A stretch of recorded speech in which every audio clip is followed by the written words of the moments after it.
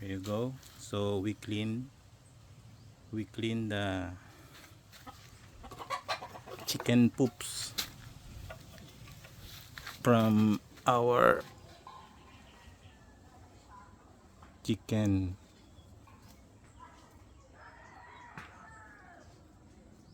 Okay, so we clean this.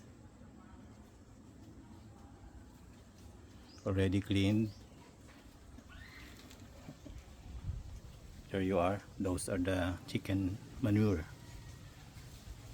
So we'll put this at the vegetable plantation over there. Okay, so are the chicken eating already?